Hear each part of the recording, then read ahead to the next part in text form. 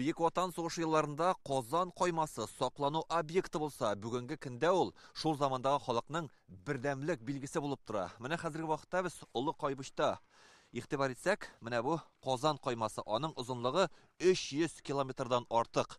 Төп максаты дошман шушы якларга килгән очракта Қозанны саклау була. Ил язмышы өчен меңләгән халык зәмхәрир суыкларда тир түгеп хезмәт куйган.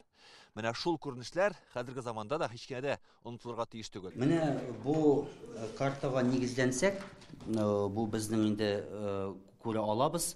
Менә безнең нинди эшләр башкарылганын. Иске Шәшкап авылы мәктәбе директоры Айрат Кәлимуллин Қозан қоймасы тарихы белән 2017 елда кызыксына башлаган. Хәзер шул саклану җайланмасы турында китап чыгарырга җыена, мәгълүмат туплый. Тыл хезмәтчәннәренең батырлык истәлеге булган бу тарихи ядкар һичшиксез дәүләт дәрәҗәсендә сакланырга тиеш ди. 2020 елда Тастырны 100 еллыгы уңаеннан мин инде дәүләт советы утырышында шуны тәкъдим белән чыктым.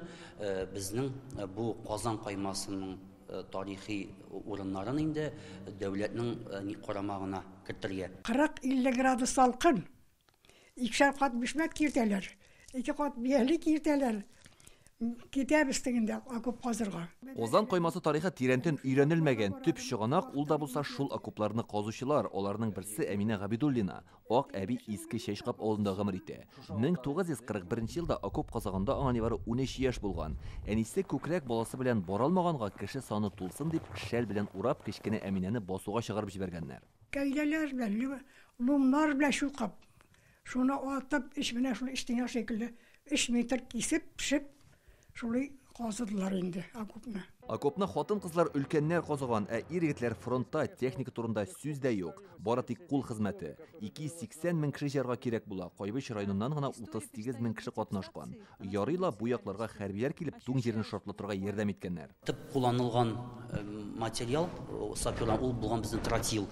Аны Чуваш тарихчылары да ассызыклап әйтә, сездә ди бездән аермалы була, сездә тротил булган дип сөйләгәннәр. Қозан қоймасы гади окоп кына түгел, ә дошманга һәм хәрби техникаларга каршы торырлык итеп эшләнгән катлаулы инженер системасы. Ул Кайбыш, Апас, Буа, Спас һәм Тәтеш районнары аша үткән. Бу әле чыкыр казыгына түгел, анда бит шулай ук төрле саклану чаралары, дотлар һәм башка төрле хәрби саклану чаралары төзелә.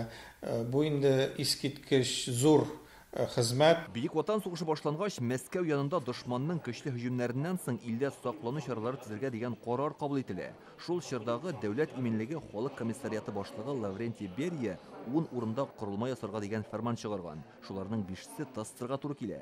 Республикада 331 километр озынлыктагы окоп казаганнар, киңлеге урны белән 20 метрга, тирәнлеге 9 метрга җиткән. Ул дуга рәвешендә шуңа тарихка Қозан коймасы булып кирип калган.